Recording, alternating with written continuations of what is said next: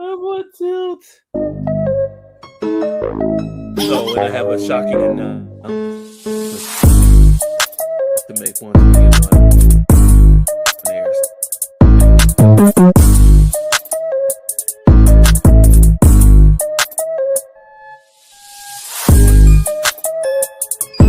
It has to do with Tennessee.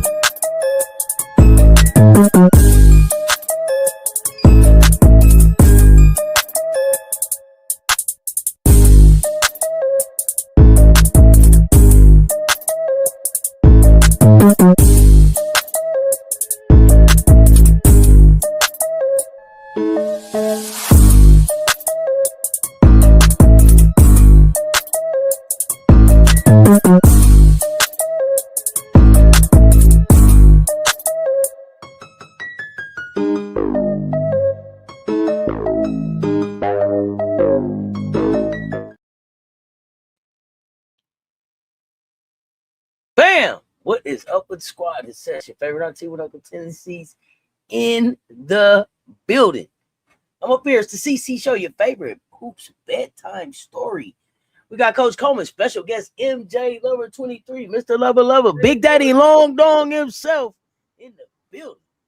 We talking hoops. They on the porch. What's up, y'all?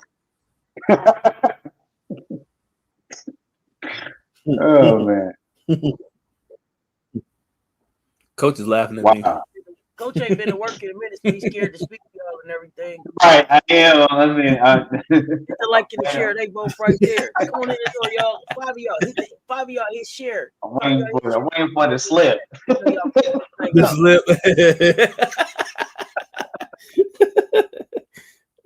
Been a ton of hoops on, y'all. What y'all think of the hoops y'all saw? Let's go. Man, first and foremost, we focus on college hoops, but I was very excited for women's basketball and just fans just showing up and showing out for unrivaled. Hello? Does Coach sound low? Put a 2 in the chat if Coach sounds low. I can. Why? What's up? That's what I'm trying to figure out. Is it StreamYard? I can hear him. Go ahead. Go ahead, you know, StreamYard trying to stop us. So yeah, I said that I know there's college hoops, but I'm just amazed how fans show out with Unrivaled in Philadelphia. What an amazing scene of fans in Philadelphia. So I'm excited for women's hoops on that level. Just pushing the game further and Unrivaled what they were able to do in Philadelphia. It was a chilling scene there. Man. Talking back to life, back to reality for Tennessee. Oh goodness gracious! Oh, Coach, you're spoiling my spoiler, man. Can I say something real quick? Yeah. I was absolutely hoping that the new brand of Tennessee basketball was going to light a fire under a lot of teams to let them know that, hey, it is okay to put on a full court press for half the game, if not the majority of the game, and actually force the action, speed up the tempo, score more points. I welcome that with open arms, just because some of us are from the old school where we've seen that.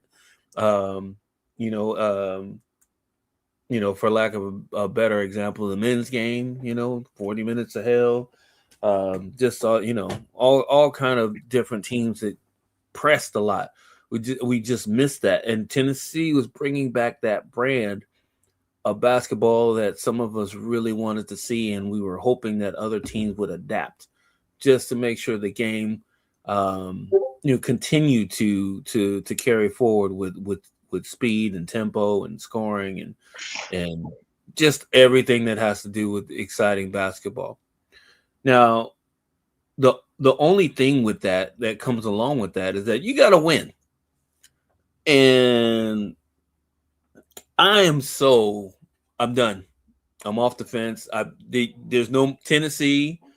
I'm throwing them to the wolves. I have to. I can't do it. So just real quick, because we lost to UConn twice by 30 points last year. Like we did. And the problem, the difference in what happened to us last year and what Tennessee has been doing the last season and a half is that they continue. Who dinging? Oh, that's me. I'm sorry. That's his one. His time almost up. I thought coach hit the ding on you like you had said. Can you say something real quick? The ding to wrap it up. That was to wrap it up. Man, I was looking around for saying, man, hold on. I'm sorry. Go ahead. I will put a nice little bow on this for now, but just to let you guys know, I have thrown Tennessee to the wolves. I am no longer holding high hopes for them to figure out this lineup, this hockey lineup switching change that they have adapted, because there's only a few players on their team that are doing the right things and are as close to consistent as you can be for a team that needs to win.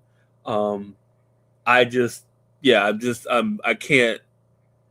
Today was, I don't know. It was a culmination of seeing bad shots, watch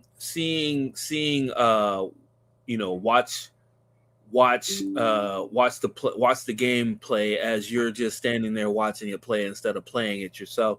It's just a whole bunch of things that went on with that game, and it's not just that game. It was before that.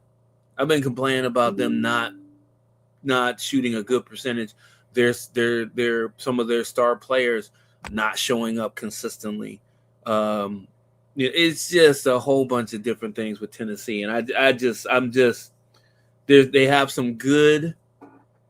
some really good prospects, but just as a concept, it's not working for them for whatever reason. Yeah, but that's not the player's call. That's the coach's call. She don't want to keep running the people out there like that. That's her.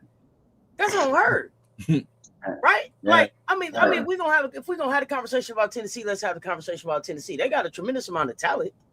Yeah. Is it the talent that goes together? I don't know. Is it talent that when put together can compete in the SEC sometimes? Right? Like, but the consistency has to come from the coach. And what we've seen consistently is the coach not necessarily take ownership. Like, it's one thing to be like, yeah, the buck stops with me. And then it's another thing to really put your foot down and have the buck stop with you. Right. And I think we started talking about this on Baseline. And I'll continue the conversation here. She said, Kim says a lot of the stuff that you think she's supposed to say in front of the microphone at the press conference, but she ain't saying that shit in the practice. If she was, it would show up different on the court.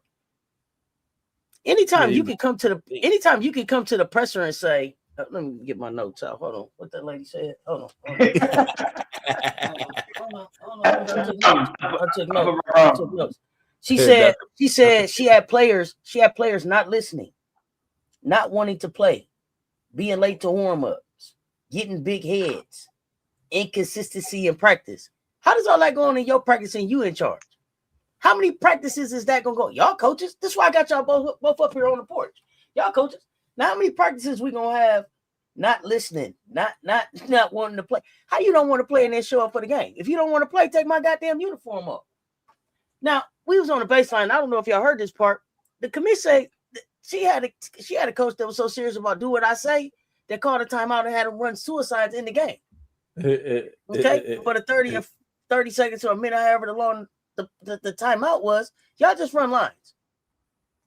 Mm-hmm. So when it's over, you get back out there and remember what it is that I said. Y'all coaches, talk to me. How many times? Coach, you want to go first?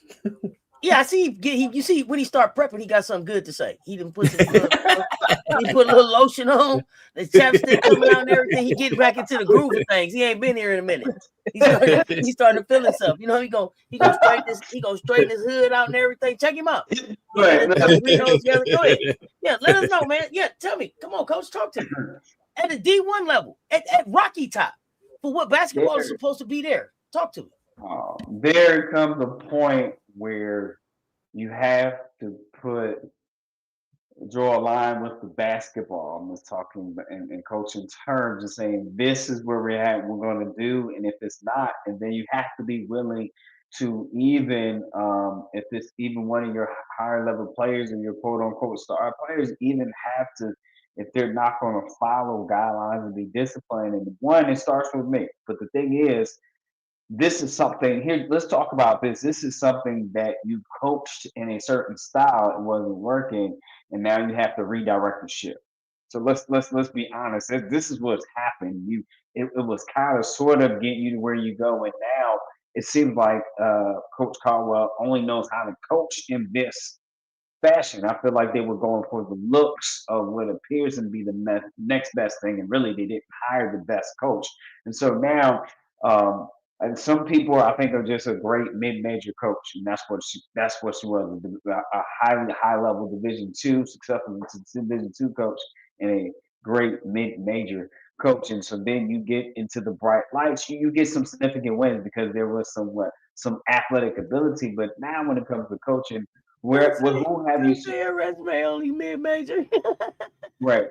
Who have you surrounded yourself with in coaching staff, right? That's going to challenge and lift your abilities. The coaching, they're going to add to your bag. So that's the other side of it too. You got to put a coaching staff together that's gonna elevate your coaching and challenge your coaching. And I don't hire somebody as a coach for something I already know. I hire somebody to teach me something that I don't know and that I'm not fluent in. That's really what it is. If you got a lot of ego, you're gonna hire some flunkies. But if you're a student in the game, you hire somebody even as a head coach. I hire somebody that's going to teach me something that I haven't done yet or haven't been that familiar with, because you care about the program and the success of those young adults and student athletes. And so therefore I think I see there's some immaturity with Kim Caldwell, and is more and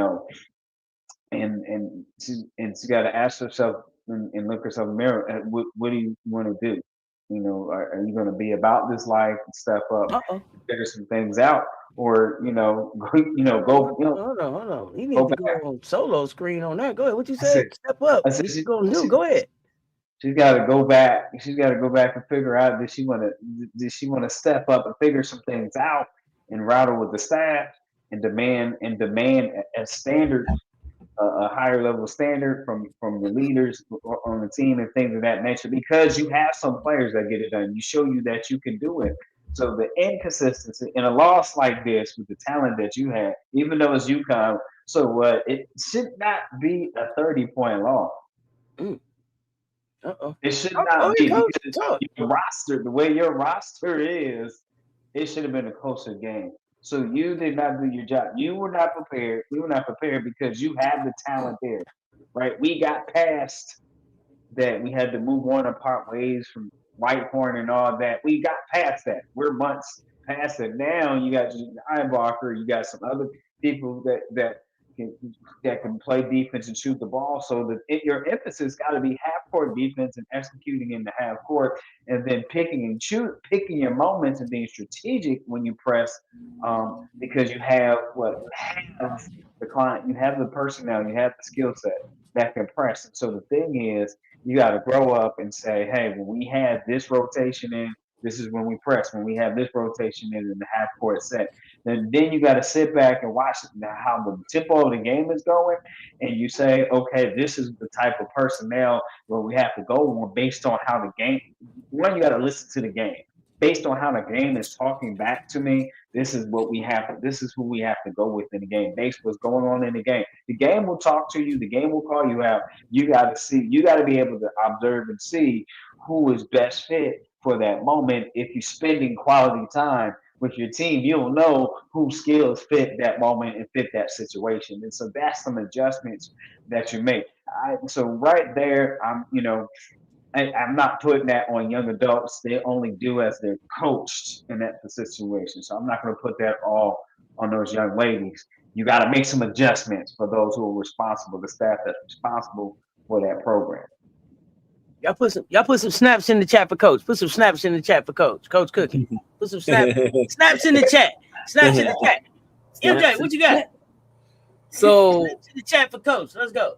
Just to add on to that, what I would say, being as assistant coach, former head coach, associate head coach, all of the above, what goes along with that. I have a more, and this was the Mississippi State presser. Mississippi State presser after the Mississippi State game. After the Mississippi State game. I'm just trying. I want to say this right. I don't want to. I was talking about, yeah. I don't want to sound harsh and all that stuff about it, but there's only so much even a good coach can do. Start the timer. I was playing.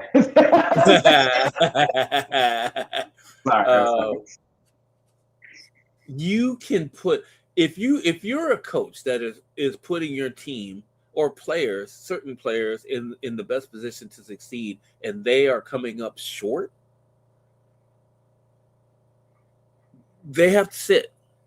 Their minutes have to be reduced. You have to find a way to have lessons learned and sink in, and let them know how important it is. And then it's tricky because, especially as a college coach, you have kids coming from all over the country. Some come from the same region, depending on how you recruit and different things like that. But you can't treat each player the same. Like good coaches know that, right? Coaches with good resources sometimes skip steps. And with Tennessee, what I can probably see what's going on is that it's a fragile ecosystem in the practices and in that locker room, because it's like if I'm sorry, did you say it's a fragile ecosystem? Or did you say ecosystem? Ego, it's about the same. It's about the same. Yeah, okay. I just wanted to make sure. Yeah, because no, you're right. Yeah, I mean, you're right. Good, but I think fragile ecosystem. Fragile ecosystem. I think it's more of an ego. Yeah, it's like a EGOT, like we got to make up a word for it. It's the ego and the eco. You know what I'm saying? Let's go. If you go at especially one of your star players that's supposed to be able to take the criticism and show the rest of the team that they can handle the criticism coming from the coach if they do something wrong, or if they're just, trying to let the rest of the team know that they're not afraid to go and let the star players know when they're doing something wrong. I don't know if she can do that on that team. I really don't. Like I'm looking at, like when we were looking at that game, like I've watched Barker, and we've been talking about her for not just today, but for weeks. Even last year. Like you cannot be that inconsistent for many seasons now. Like it's not even like one season where it's been like, oh yeah, she's a little bit off taking, it's just, no, even this game here, people will look at the box score and say, oh yeah, she had a good game. What are they talking about?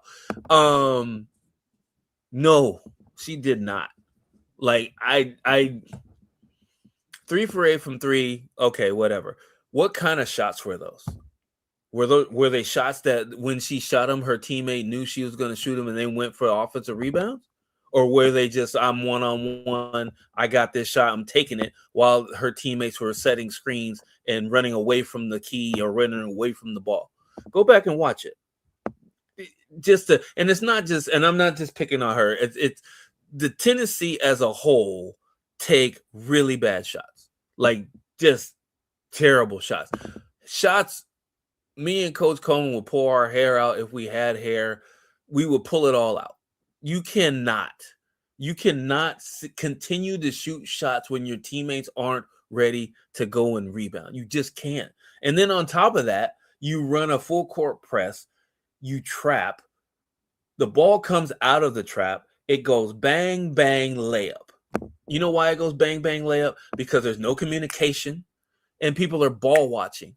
right? Once you get past the first three levels, the first three players in a 1-2-2 trap, you are sprinting back. You are sprinting back. I'll close with this real quick. Near the end of the game, when they were down 25, they, meaning Tennessee, put on another half-court trap. Connecticut broke it with ease. The last person back, thank you. The last person back was so scared of another three-pointer being hit, they split the difference between the player that was coming right down the middle of the key for a wide open layup to try to be able to get out and challenge a three-point shot. And guess what happened? That pass went bang to the sideline and bang to the top and bang right in for a layup. Right in for a wide open layup. It wasn't even close enough to foul her. And I just in my mind, I lost it. I was livid. I would have stormed on the court, grabbed a player or a coach or a referee and got 2 texts and got sent in the back. There's no way I'm finishing that game with things like that happening. And that is the coach. But what if the coach is putting you in the right positions to make the right decision and the player's not making it happen?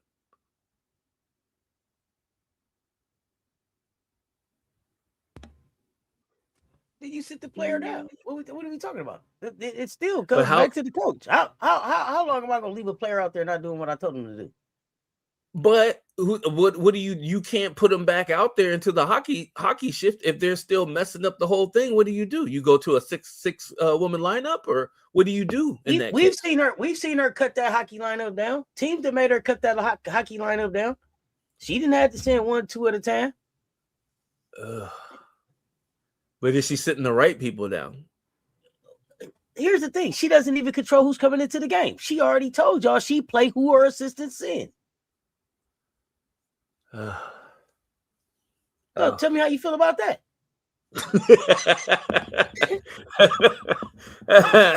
I mean, come on, tell me how you feel about that. Let's go. I don't know.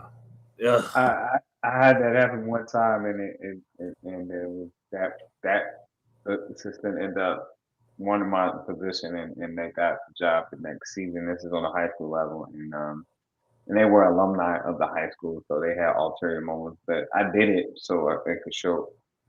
I did it intentionally because I knew what it was, and so it's never. You can always take the control back, but it was a point in time in the conference where, I mean, in the conference in the league, the season. Excuse me. There was a point in time in the season where if he sent someone and I didn't agree, I would be like, that's not. I said I appreciate that, but I said you don't see what's going on here. I need something different. Give me someone else. So you're still the head coach, and it still's gonna fall on me. right. At the end of the day, so you have to make them adjustments. I don't care about hurting my assistant, feelings because I ain't here about feelings. Yeah, I'm here about business. So yeah, I mean, so that's one time I've had personally experienced that, and when it came down to crunch time, I made the decision that I see was best for the team, regardless of who they wanted to, send in the rotation that we had talked about. Like, yeah, we ain't nobody got no time for that, like that. You know what I mean? Yeah, I get it. I just don't. The thing is, college basketball is it's so loaded with politics, though, right? It's not. We see the finished product on the court, but there's so much that goes on behind the court. Like even if the head coach is like, man, I gotta reduce this girl's minutes. She's not picking it up. She's late. She's late for practice. She's late for video. I mean, whatever the case. But if you have like the AD or boosters, like, oh man, I love this girl, man. How come you don't play her much? And you're trying to reduce her minutes. It's a fine line that you have to walk, especially as a new coach, because no. See, I'm gonna disagree with that because it is the premise that she recruited and now you jammed yourself based on the premise, based on the precedence that you went and got this talent.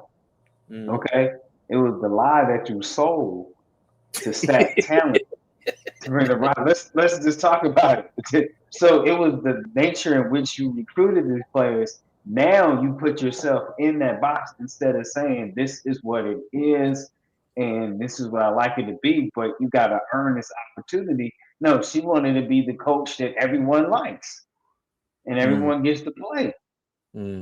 I mean, let's just really talk about it and try so you can have a accelerated growth, right? To keep up with your other friend, keep up with the Gamecocks, right? Keep up with the Longhorns, keep up with the Tigers and all that, right? Because it's pressure at Rocky Top to produce, right? And so we get that, but the thing is I blame it on the way that they went about recruiting. I'm not going to bail them out. Let's talk about how she do it, and at times Kim Caldwell's attitude is suspect and very suspect, and it's not very Division One elite S air about her either, and nobody's talking about it. So I'm not talk about it, Coach. Please speak to it. Talk about it. You on a heater? Let's go. What? Being snooty and snippety and having, and like she is the college girl, young lady on campus. That's not. You're supposed to be the head coach, not the super senior on campus coaching. And like you wake up, I'm coaching a Division One school. So no, this Kim Caldwell has a lot of maturity growing up to do if she wants long-term success and if she wants sustainability in powerful conference. So until that happens, you're gonna see games like that because because it has nothing to do with the talent, right? There's some things I don't even throw on players because they're there doing based on what they're allowed to do or what they're not allowed if they're being held accountable. Okay, if they're held accountable to. So when you're held accountable to something, that's when you grow. When you have accountability set in place, that's when you grow. So we're not letting these coaches off hook. We want to be a pal. They want to compete with the other talent, and then it becomes by any way I can. Let me get this talent in here. But now, they're walking on eggshells because they created the eggshells. That's why they created that. So on that note, no, I don't. I have two. I have two questions. One, what if, and you mentioned she is a young coach for sure, and they brought her in from what, Marshall? I guess Marshall. What if? Actually, you know what? I'm asking my second question first. What percentage of those players did she recruit when she came in? Who? The ones that's here now? This is her recruiting class. Yeah, this all is of them. She's been here. She's been here 2 years now. Yeah, no, but I mean, all of them are. Spearman is finna go. Yeah. Talaja's finna go. Yeah. Right. Them is the ones that she said who been here under me. Them is the ones that know her system. Whitehorn is gone.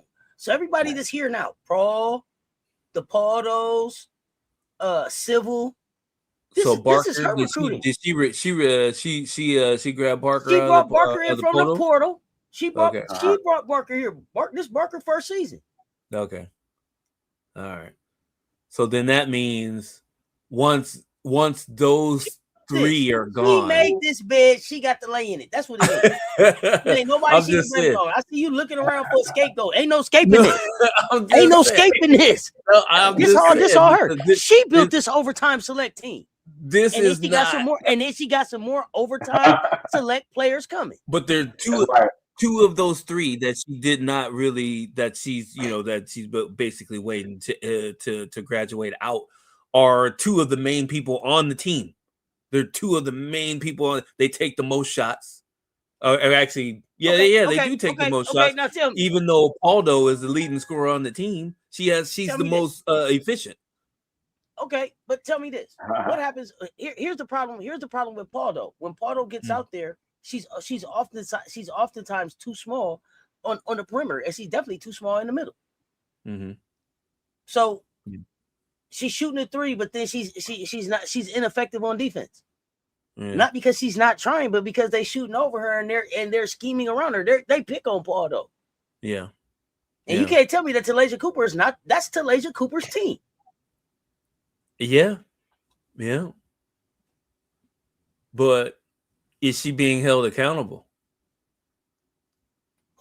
Here's the thing. You're not going to just hold one person accountable. I don't see Talasia Cooper as the problem on the team.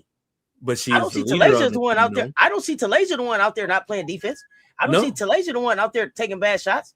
I don't see Talasia doing any of that. What I see from Talasia, and I think I said it about 3 weeks ago, was Talasia looked like she's over the bullshit. First of all, it's like, you know what? Hey, I didn't even really come here to play for you, but I'm trying to stick it out in this situation. But I don't think what Kim said was going to happen is going to happen because Kim is scared to make the shit happen. How many weeks ago did I tell y'all Kim is scared of Janiah Barker? Ever since I seen Janiah Barker smack the shit out on her arm like they was homegirls, I told y'all there's a problem there. There's not a boundary there.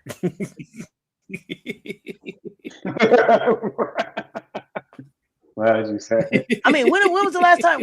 You just walked into practice and smacked the shit out of your coach on the back like, hey, old buddy, old pal. Come on. Oh, goodness gracious. Oh my goodness.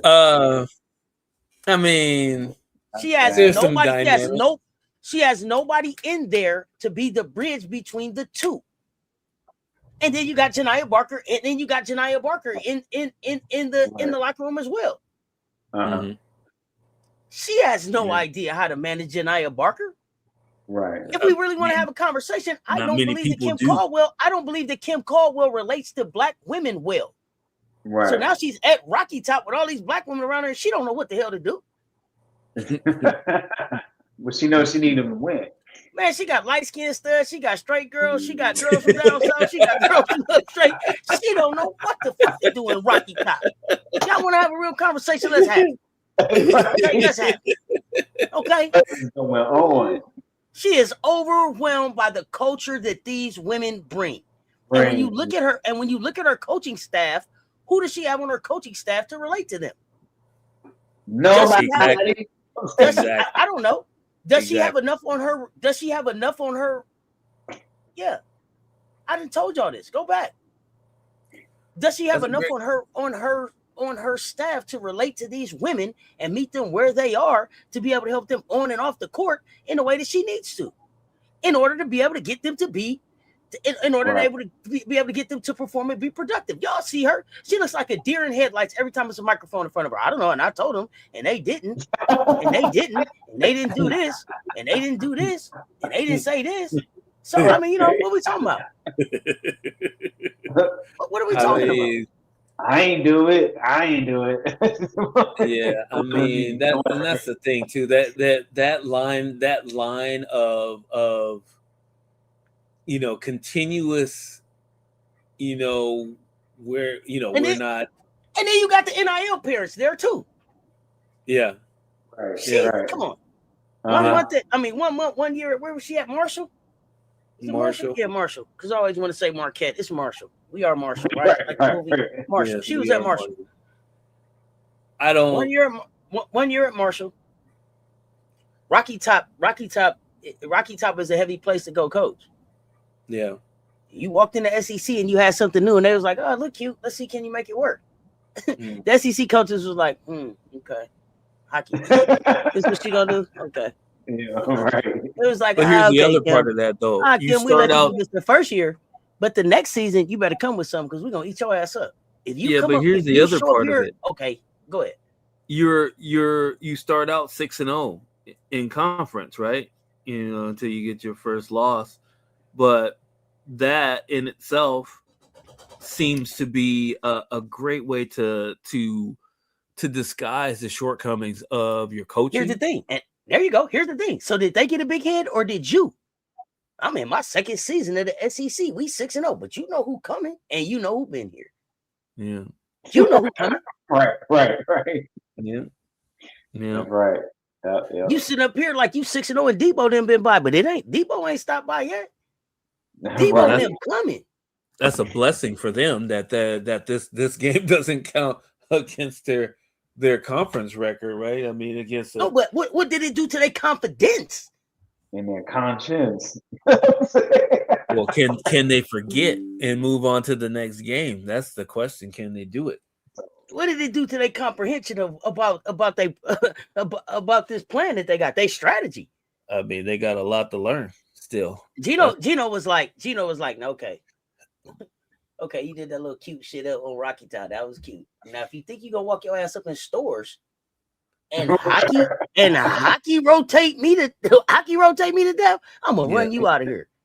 I am going to run what happened you in the second half. out of here. It's gonna be a master class. So they scored over 40 in the cartoons when the people get hit in their head and they got the little stars and shit, the little circle around their head. She was looking like that by the middle of the second quarter. The little tweet and all that little shit. Yeah, she was. Hey, she's out of it. She is out of it. She was out coached today. Out coached, outclassed. You can't show up to see Gino with that bullshit. Gino. See, the thing is, the part that don't nobody want to talk about is she's been getting her cred and been getting her love off beating Gino last year. Yeah. First time she seen Gino and she got one on him. Yeah. That's what got your head all big. That's what's getting you in the rooms. Because ain't nobody impressed by your hockey rotation. I'm gonna just keep it but nobody in Division I basketball is impressed by that. It's gimmicky. Yeah, it definitely is gimmicky. Often a sign that you don't know anything much else. The coach just try it. I'm gonna just throw all the noodles and see which one sticks. The one that sticks is the one that's done. Eat them. What? That's how this shit works. You throw one noodle when it sticks, then we eat. You gonna throw all the noodles and just eat the ones that stick? Nah, that shit don't work like that. Come on. I mean, yeah. I mean, that doesn't even work at the high school level. When you get down to playoff, No. supposed to. You know what I mean? And I spent a lot of my career in the high school level, and that does not work. That does not get you to the state playoff at all, or you don't stay long in the state playoff. And I've had the privilege and the coach in quite a few state playoffs in my career, and that you didn't platoon. It wasn't platooning. I'm gonna tell you that much. Mm-hmm. Yeah. I like I said, out with the bathwater. I can't defend it anymore. I've been trying to defend it, just off of my own selfish wants and needs for more teams to actually, to not be afraid to, the full court press, right? There's only probably, the top 8 to 10 that actually do it effectively, out of the top 25 do it. We don't see it enough. I think it's you only see it when they're desperate, when they're trying to come back late in games, or try to close the gap, or it's halftime coming and they're down double digits, things like that. You should be able to put on a press or any type of a trap when you're up 15 or 20. Like I know coaches that were up 30 at halftime. They came out, pressed the whole quarter until they were up 60. And then they put in the subs, and then they press with them. So it's just I don't know. I'm asking for something that's probably that'll get a lot of coaches fired, evidently.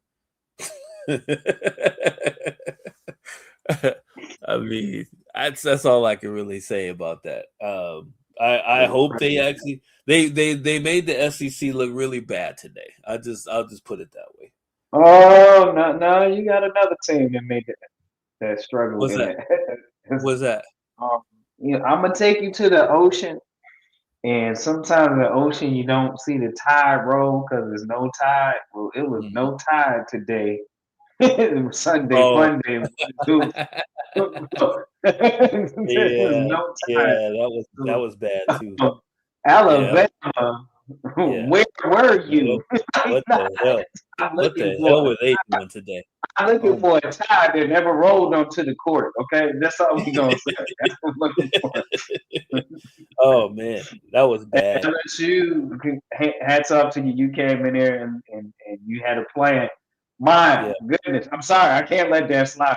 That wasn't the only SET that caught a drudging on Sunday Fun Day women's college hoops. Let's not forget them for sure. Yeah, my goodness. Yeah, they got rolled, not Tootsie Roll, Jelly Roll. They got Mac Truck rolled. Okay. LSU scored 20 points on them every single quarter of that game. Almost 30 in two of those quarters. So yeah, Alabama, where are you? I can't even say come on down. They ain't, I mean, I can't say come on down. They got 19 wins.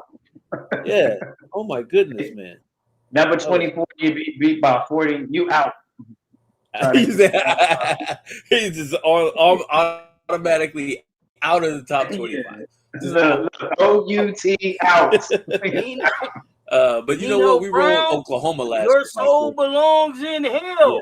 Yeah. I mean, go ahead, son of it.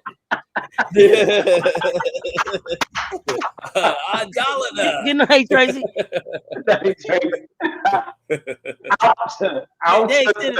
They extended our contract. Extension don't mean using like ancient Bible names in here. Extension means if we fire you, we gonna have to pay you. That's all. Yeah. That's all. We might have to fire you, but you're working right now. It's working out right. But in all, listen, seriously, in all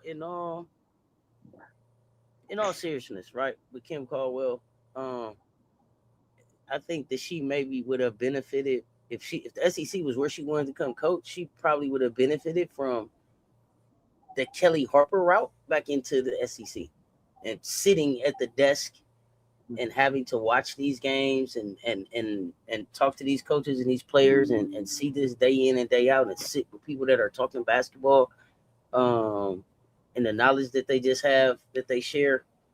Maybe would help prepare her for the SEC, but she doesn't have an SEC plan.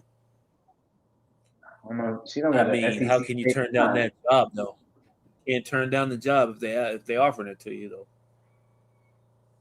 Okay, you can. No, yeah, absolutely you can. Absolutely you can, especially if you hurt. Now me and you can't. Right. Me, you can't. You want to have a real conversation or not? Me and you absolutely can't. You got to get in there. I'm gonna fake it till I make it, or I'm gonna make it till I fake it, or something. We gonna call somebody. I'm gonna know somebody. I got 16 lifelines. I'm gonna bring my computer, your phone, my phone. I'm gonna just bring the kids to work. We gonna figure it out. I'm gonna work all the 8 hours that they gave me. I'm gonna work 16 hours when I get off to make sure this shit is right. Because that's how they do us. But that's not her situation. No, she would have better served herself saying, "I am so honored for the consideration. I'm not. But I'll better serve you in a few years." I don't know if you can. I don't know how you can do that though. That's tough. Tough to turn down. I would respect you more. I would respect you more if you did that than you came over here and fucked off all my NIL money. I ain't gonna get shit for it. What? You spent up all this money and what you got to show for it? Nothing. Are you even gonna play in the SEC championship game? I doubt it. Wow. The kids that you recruited, are they at home still eager to sign up for this, or are they thinking, I don't know about this now? Yeah, they talking about what time my spidey senses is tingling. Let me get on my cell phone and call my friends that's up there. My cell phone. Yeah. Oh man, I'm gonna have to FaceTime them. You know what I'm saying? Send me a screenshot of what's going on. Straight up. They got supposed to be coming in there. Oh my goodness. Are you ready for that? Which one of the players that's leaving out of there right now is ready? Is WNBA ready? We'll wait. I mean, Cooper. I mean, she's probably your best. She's not prospect. leaving yet.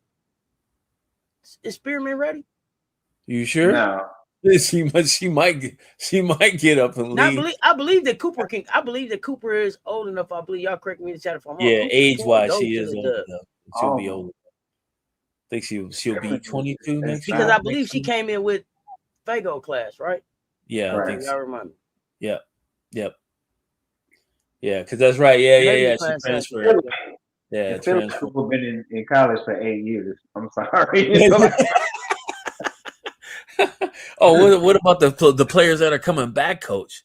They didn't got drafted, played a couple games in the league, and now they coming back to college. What do you think of that?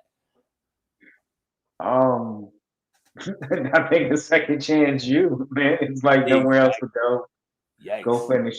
Go finish your degree if you got eligibility. What they're saying Well, here's is the because thing. of the age, That you is have some insane. eligibility. Yeah, but Yes. here's the thing. You can't be selective with that. You're right. No, that's Right. correct. If you're gonna do it, do it Exactly. for everybody.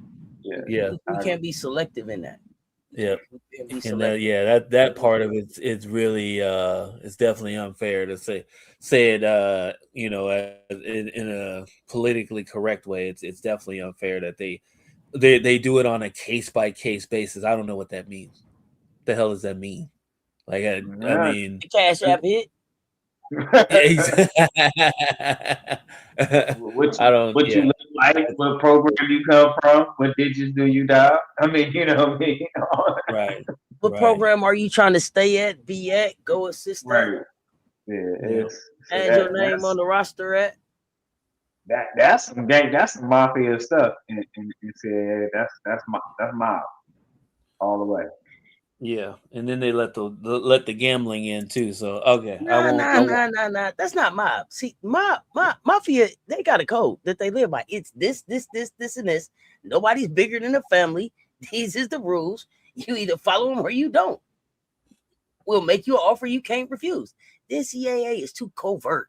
Behind the scenes, we ain't for sure about the rules. The goalposts change. It moves. They not that. They something else. They more like the government. I don't know. Well, yeah, the government, the NIL rules in certain regions of the country are absolutely different.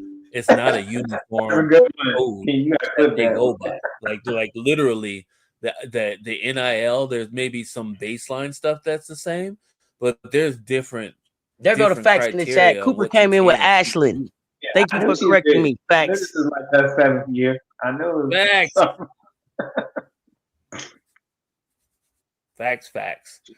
So she was. But anyway, before I go just absolutely berserk on the Volunteers, which we'll see them again next. Oh no, we on to Alabama right now. We don't remember. Yeah. Brought up Alabama. We off them. We talking. I mean, I don't know.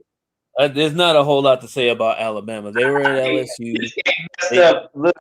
Messed up Coach Kirby's little bang. It was so bad. You know, her little hook flip just messed it up, man. It was frazzled. It was just a BTA. It was just a Sunday that they did not go their way at all. And LSU was cooking all summer. And PMAC, when you go into PMAC, you gotta bring all the smoke that you can. And so, I don't know what to tell you. I mean, and you have for what's her name, Rashard. She's just growing up and maturing and coming along, and I think that's your difference maker there. You know, we know Fawaz is going to do what you do, but as far as a facilitator, if you pay close attention and keeping in the glue, keeping the flow of the team together, it is definitely Jada Rashard there. I have to give credit where credit is due, and Michaela and NKW is playing consistent.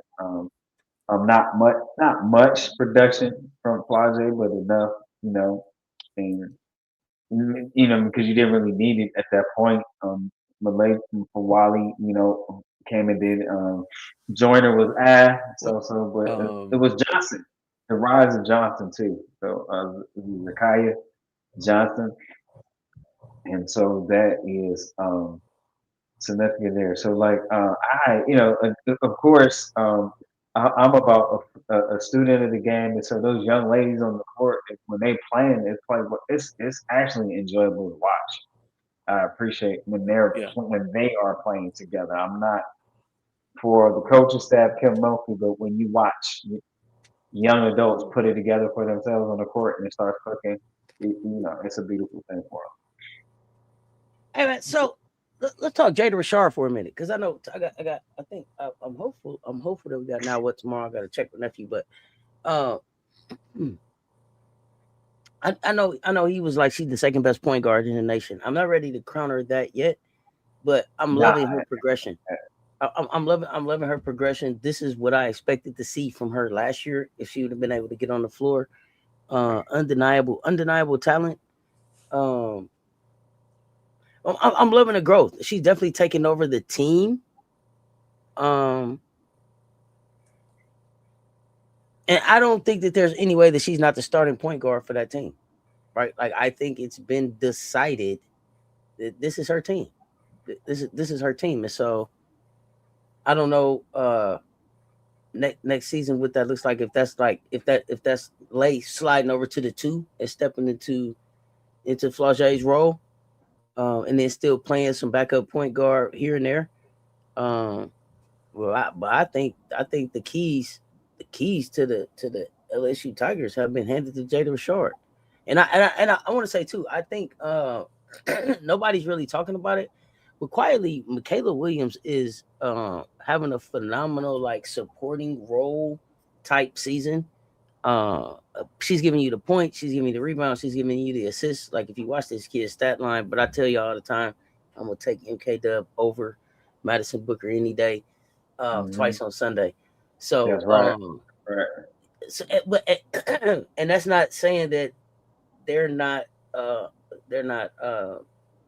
showing veteran leadership or what it's like, how to play in Kim's system. But I definitely, I want to call out. I think the key's been given to Jada Rashard, and Michaela Williams is doing a phenomenal job in the supporting role there. But go ahead, guys. That's all I have. That's all I have for. Well, Jada Rashard is a project of her minutes. It's exactly what you said. Once she got the minutes, that's when we really got to see what kind of a player she is.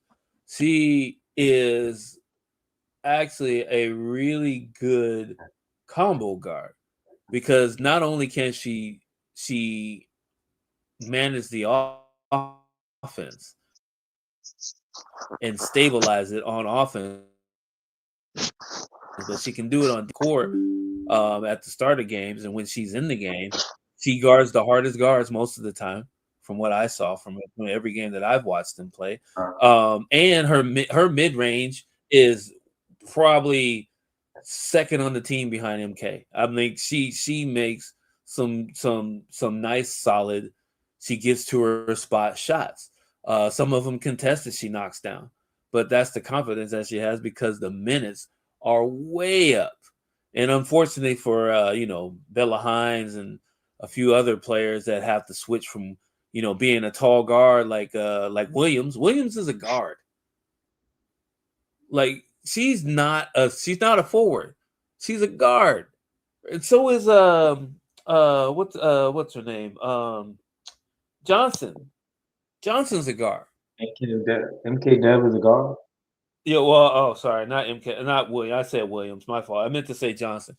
Johnson is a guard, right? She's a big guard. She's actually a guard. I don't know if she's. Thanks, coach. Because I was about to say MJ up here just changed. My bad. I said the wrong last name. But you're moving. Here's the thing. The only thing that I have a problem with, because Knox, I guess Knox is Knox is about 6'2", and I think she played guard in Vegas or something in high school too. So you got a bunch of guards out here, but the one that's standing out the most is Rashard, right? It's like Seth said last year. If she would have got some more time, we probably would have saw more of what we're seeing this year.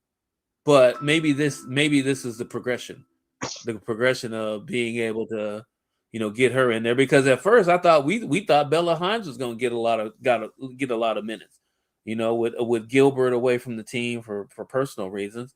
We thought Bella was going to get some time. That hasn't happened. Has not happened.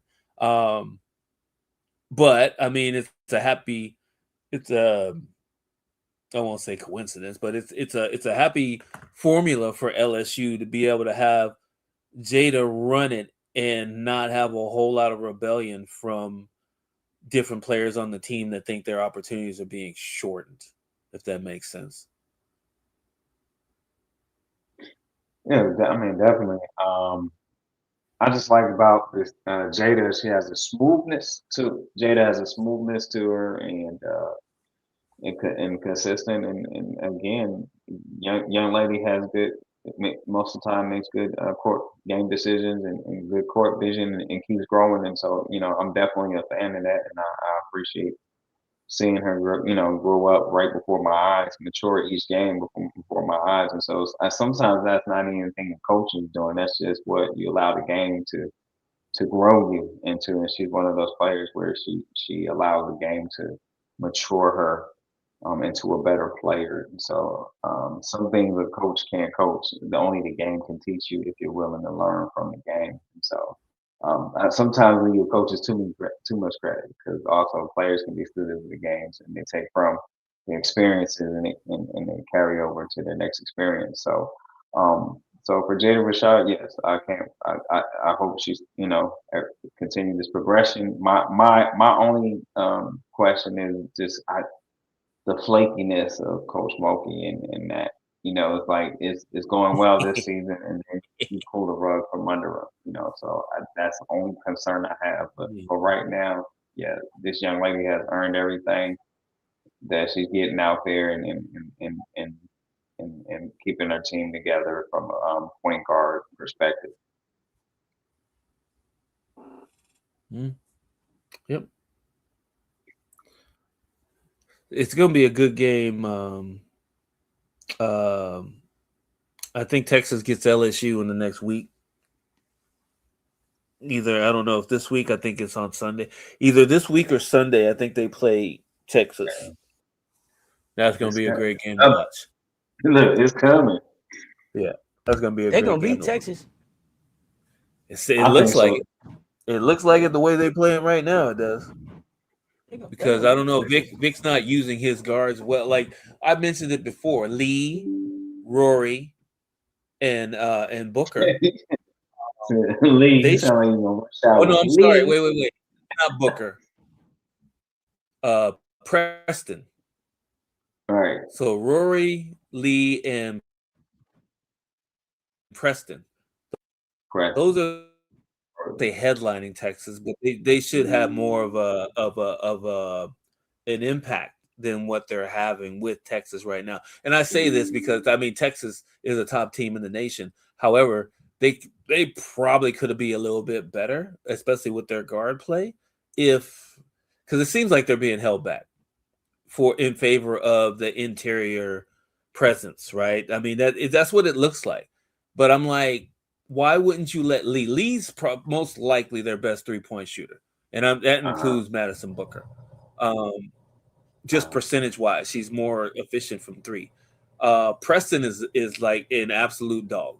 Like she just plays and she just goes on both ends of the floor. She may not be that consistent, but the energy is always there. We thought that she would be the one taking over for Rory when she left, right? But certain things happened, and Preston's back on the bench, coming off and trying to make an impact. But I thought that Texas guard play versus LSU guard play would be must-watch TV.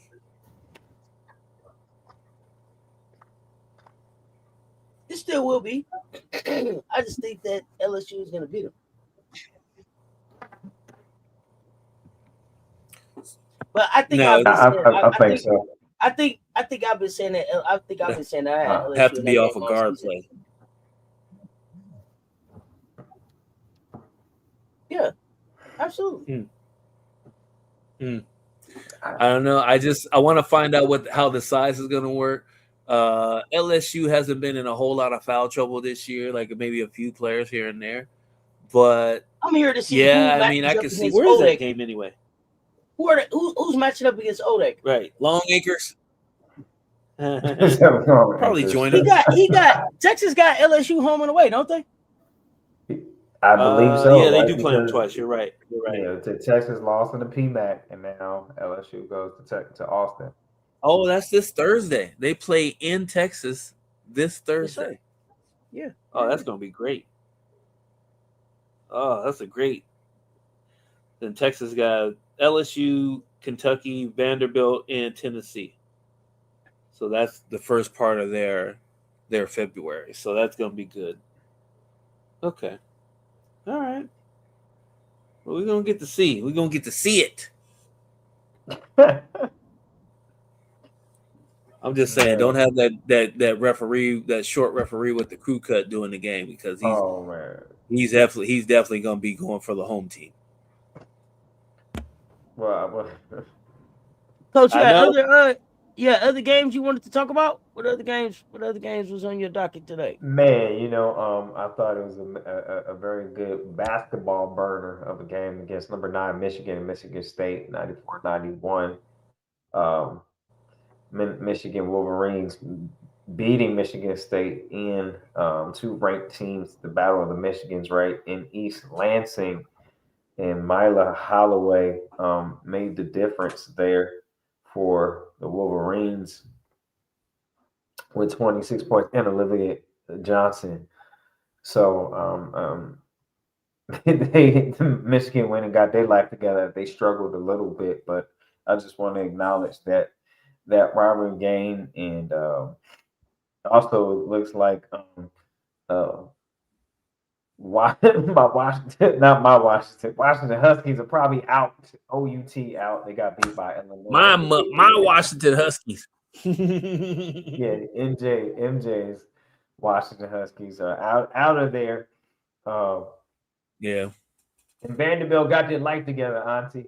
They got a mercy game. Well, did they get their life together? Like, is Michaela Blake's or bust sustainable for the rest of the No, it's not. But I'm just saying they got it together for They had a bounce back. They bounced back today, but I mean, it took a 30 ball, I think, from Michaela, didn't it? Yeah. It took a 30. 10 for 20 from the field. Yeah. Hey, I know we was talking SEC and all that, but what the hell happened to Notre Dame? Goodness gracious. Oh, goodness gracious. Well, yeah. Did they get the win? Did they get the win today? I'm looking it up right now. I didn't get to watch that game. I didn't double check that. I could be wrong. I heard funny things might happen, but I wasn't.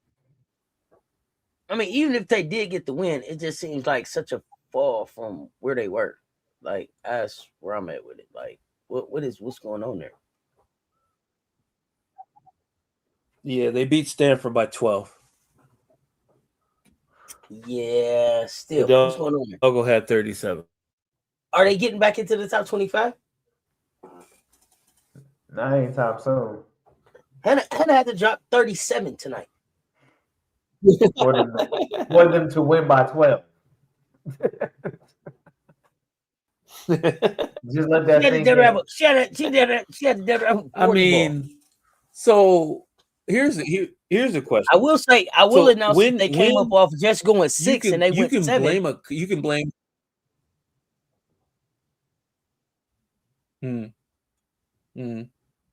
Yeah, KK Bransford was back. Yeah. Go ahead. KK back. KK played. Yeah, that helps a little bit. That little bit. Sanchez only got 4 minutes though. See what I'm saying? Like Malaya Coles had to play 30 minutes. Hidalgo 39. Prosper 39. Did they go to overtime? Prosper 39. No, Vanessa DeJesus 38. Ayana Moore 37. Yeah, that's not good. They got slim pickings so on the roster. Who chased off all their team from last year that didn't graduate? Here you go. Who's to blame for that? I'll just ask you questions. I don't play the blame game. I play if people make choices. I'm just asking questions because that's not the same team from last year. I know, but I mean, I don't put the blame game. It's a business. People make choices, decisions based on what's best on the next upcoming thing for them, and so I mean, you see what it is. You can say it's Hannah and the coach, but really, I mean, you got so many moving parts in women's hoops with so much added to it as far as getting in the bag and making the bag while you can.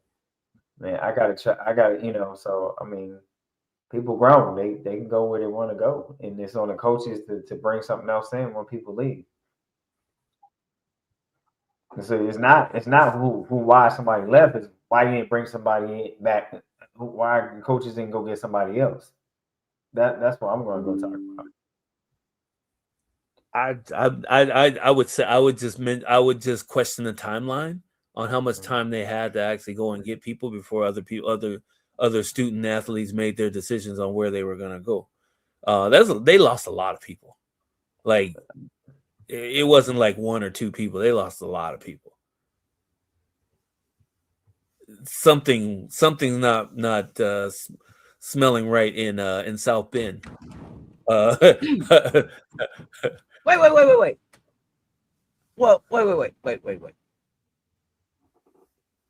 How many people did they lose to the portal versus to graduation?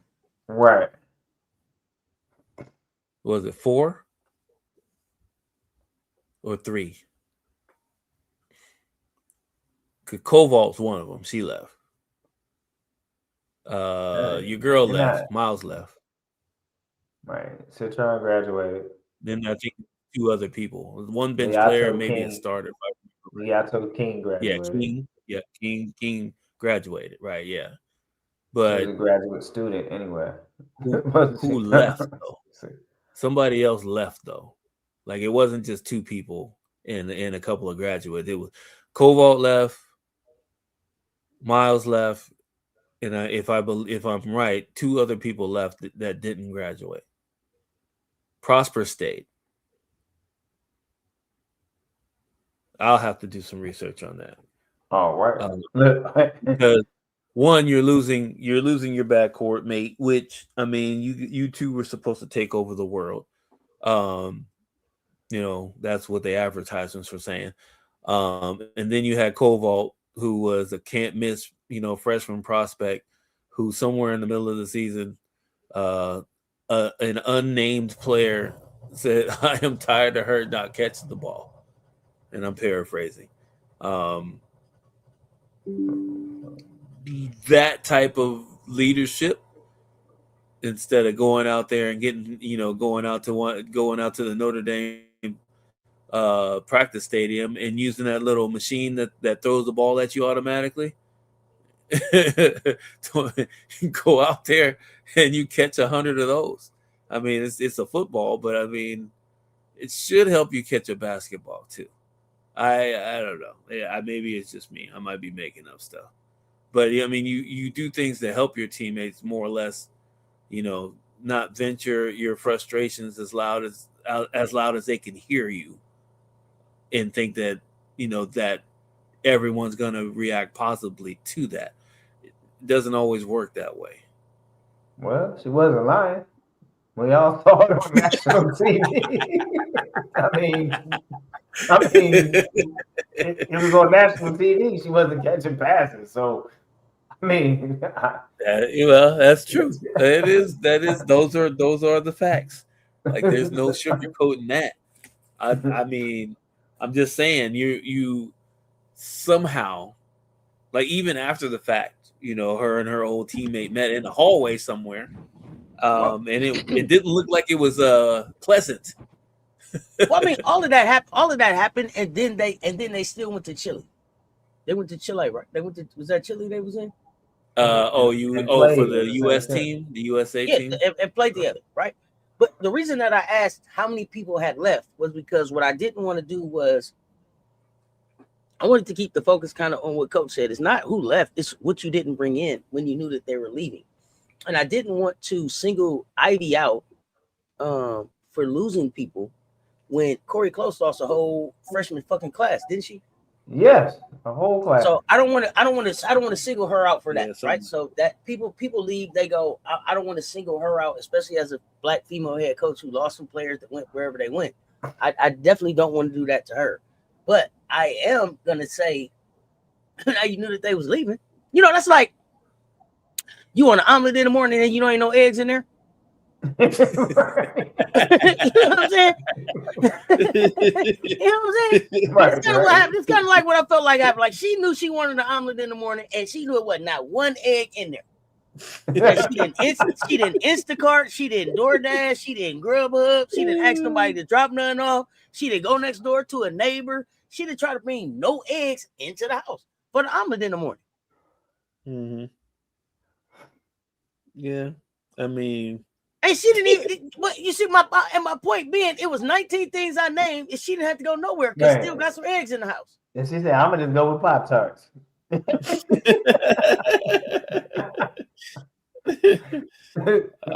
Now she up in the morning eating cereal with water because she didn't get no eggs. You know what I'm saying? Cereal with water.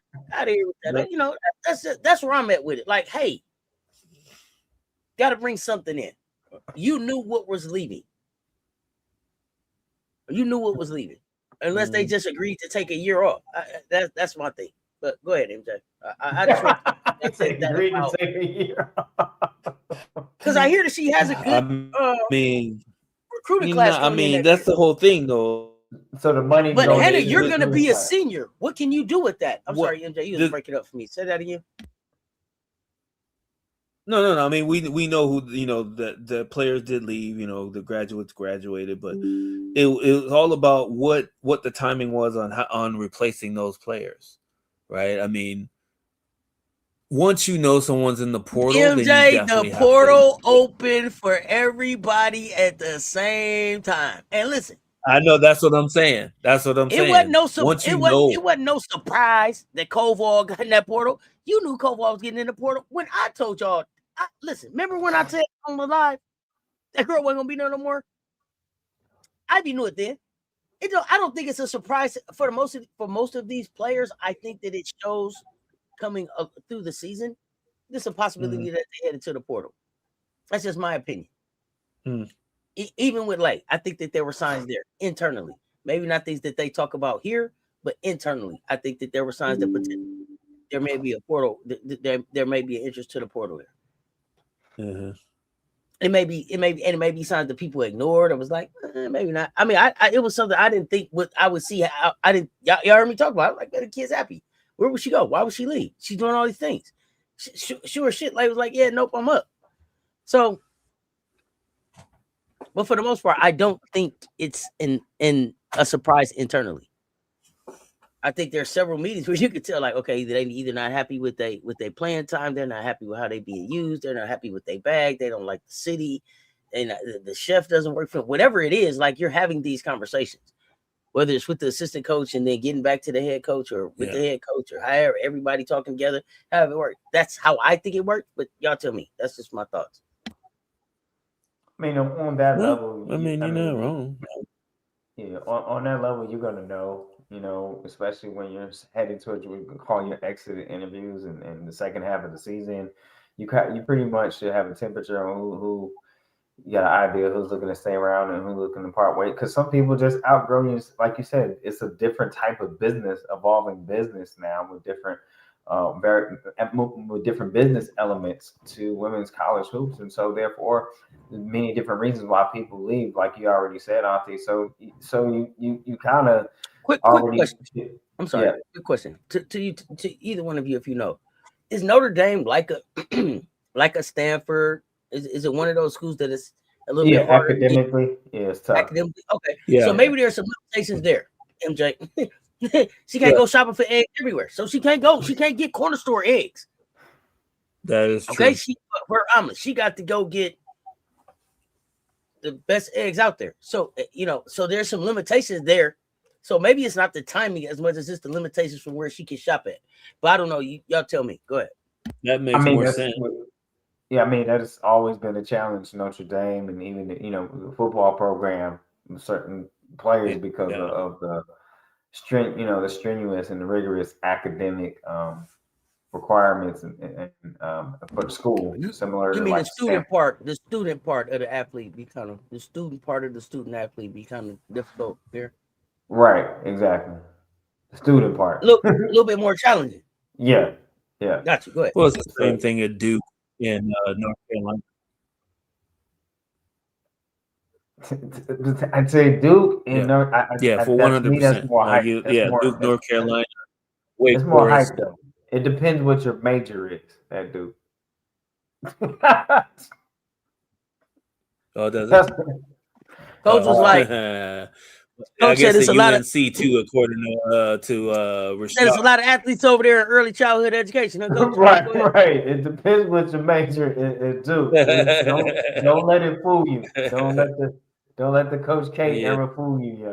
You know, they was paying off. Taking Swahili classes. Right. Come on, man. You have Rasheed Wallace at UNC. Come on, man. Come on. Don't do Rasheed What are you like trying that. to say, Coach? Like Well, I know what kind of high school he went to. Okay, so I'm just saying. You don't know what his SATs was like, though. Yeah. Don't do Sheed like that. Yeah. It was sugar after test. Yep, you're right. Sugar after test. I ain't doing that with y'all. Hey. I love Rasheed Gay. Come on now. It wasn't. Oh yeah, I see you one of my It favorites. broke all the academic requirements when Rasheed went to USC. Oh boy. Just saying.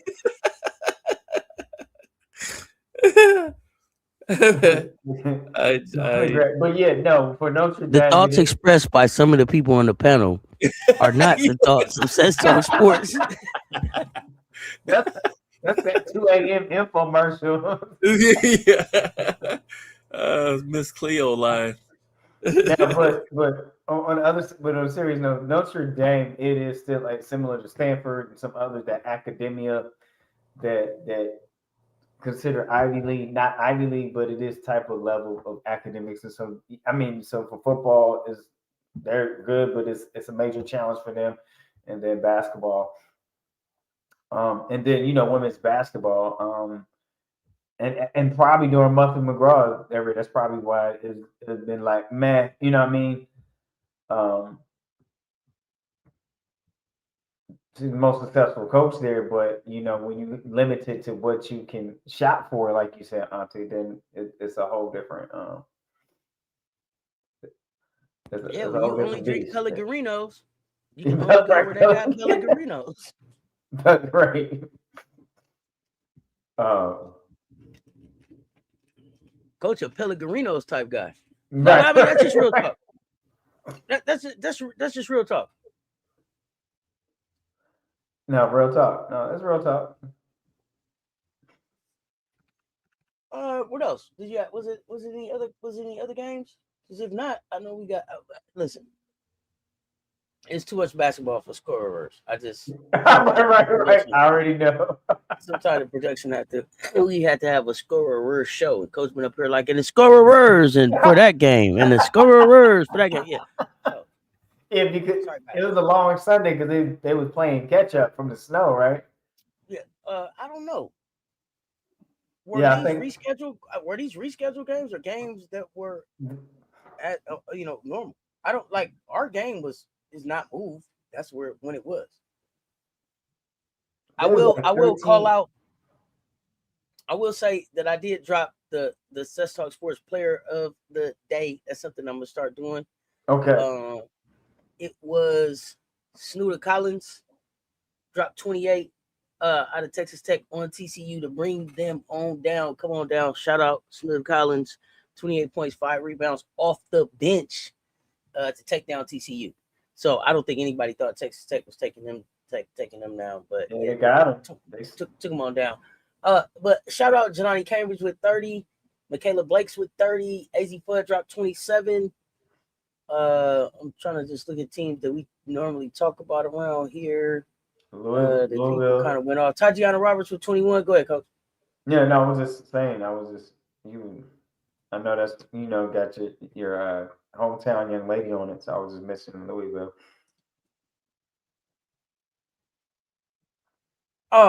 Yeah. And then Mila Holloway, 26 points. Yeah, Tajiana Roberts, 21 points. Was there anybody else? Clara Strack dropped 33 today.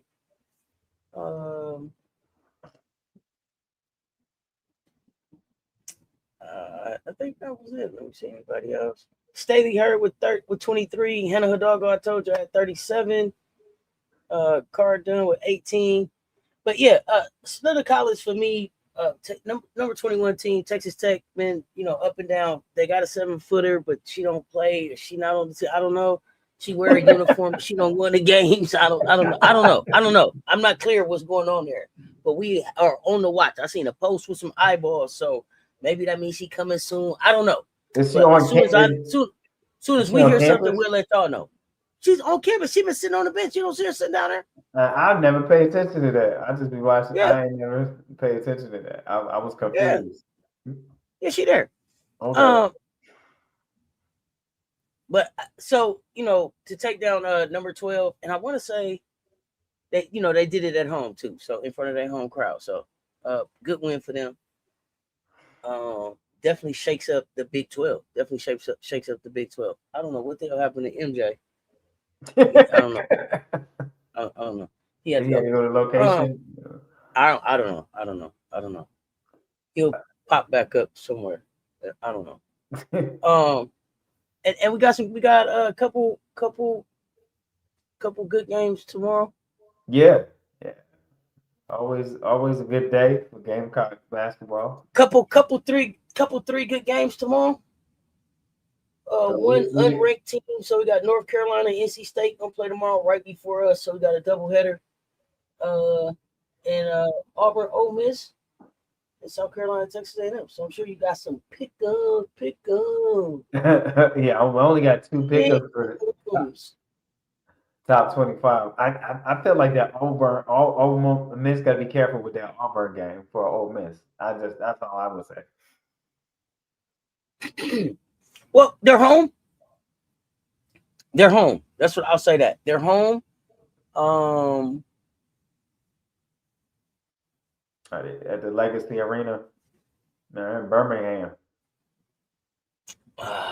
That's right. They're still in Birmingham. Thank you, Coach. That's right. They are still in Birmingham because of the weather. They were supposed to be home, but they're gonna be. But I mean, by now it's like home. They probably love them like that. Only thing is, now you get ready to play an Alabama team in Alabama. Right. It was different. It was different when them Tennessee fans didn't come down there. Them Auburn fans may show up. Them Auburn fans don't make the drive. Might be a second jungle. Yeah, I don't know what you're gonna get. Oh, okay.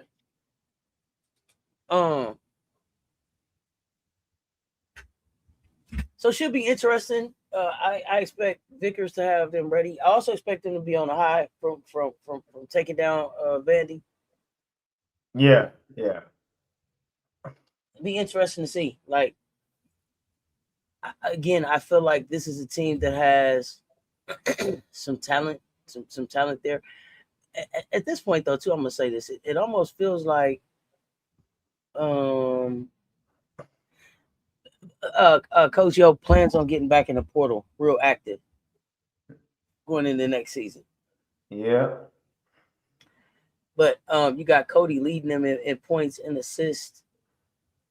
And Cody playing almost 30 minutes a game. So she's a big part of what they do. But they got, 3 players that average double figures.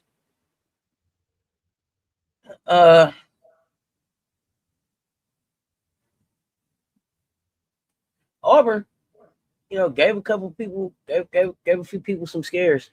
Gave a few people some scares. They took down Oklahoma. They took down Mississippi State. So that'll be interesting. MJ got back up here with his high school picture.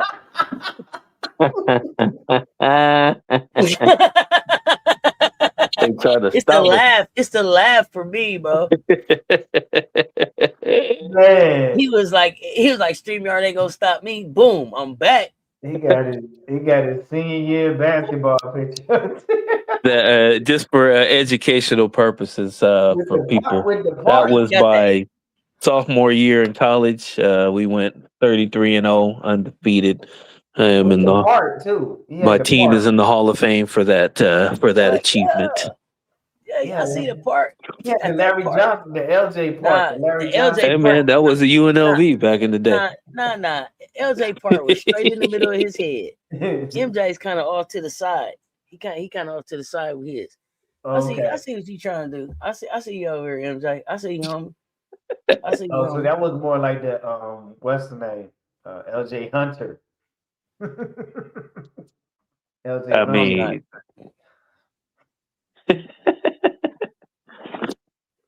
hold on, let me see something too. My man had the part like Kim play. So yeah, they it's gonna be some good games. It is. MJ, your thoughts on the games for tomorrow? oh, hold on a second. All right, hold on. Yeah. You know this the MJ show. I thought it was the CC show, but hold on. You better pop back up here with some picks. Some winning picks. Well, we got 2 pickups. I'm gonna go ahead before you pop back up, and we got pickups. We got because we're not going to be up here all night. Go ahead. It's just 2 pickups. Auburn, 7 p.m. Eastern Time, playing number 17, Ole Miss, Chatham in Birmingham, Alabama. So kind of sort of be like supposed to be neutral, but that's kind of sort of like but Auburn will be the away team, and Ole Miss will be the home team. I mean, Mississippi, Coach Young will be the home team. Who do you have? Auburn, you got the Tigers or Coach Yo and them? Who do you love? Pick 'em. And while you figuring that out in the chat, people that took a nap and went to sleep, we done talked about a whole bunch of basketball. Well, she ain't good to coach. She can't coach. We got South Carolina, number 3, South Carolina Gamecocks on the court playing Joni and them. I think this is the last time we're gonna see Joni after this season. I'm not too sure. I mean, office might be packed up now. Texas A&M, the Aggies, and the Gamecocks on the court.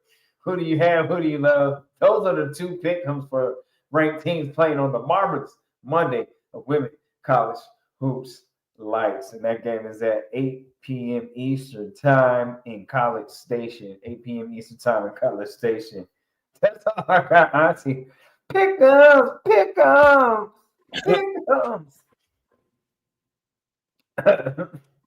Is Joni gonna be able to save her job? Joni might pull one off this year.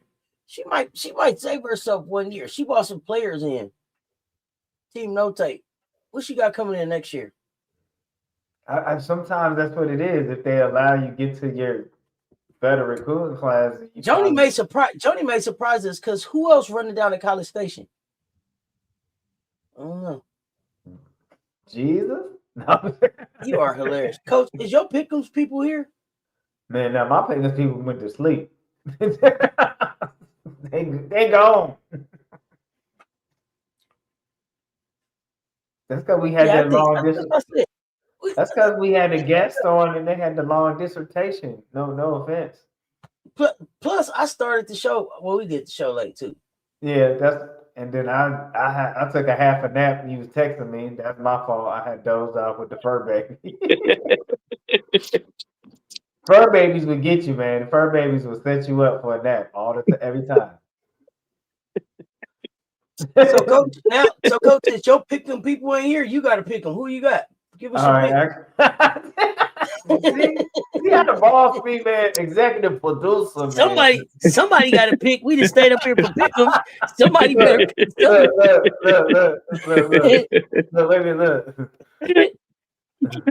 Look. 5, 4, 3. What you got? All right, Coleman. Coleman got Mississippi. Who else you got? What else you got? South Carolina. All right. Here we go. Pick 'em close, yo. Pick 'em close. MJ, what you think about tomorrow's games, man? Before we get out I of got NC State over UNC. Okay. Yeah, they at NC State. They just take care of that. We just take care of business right there.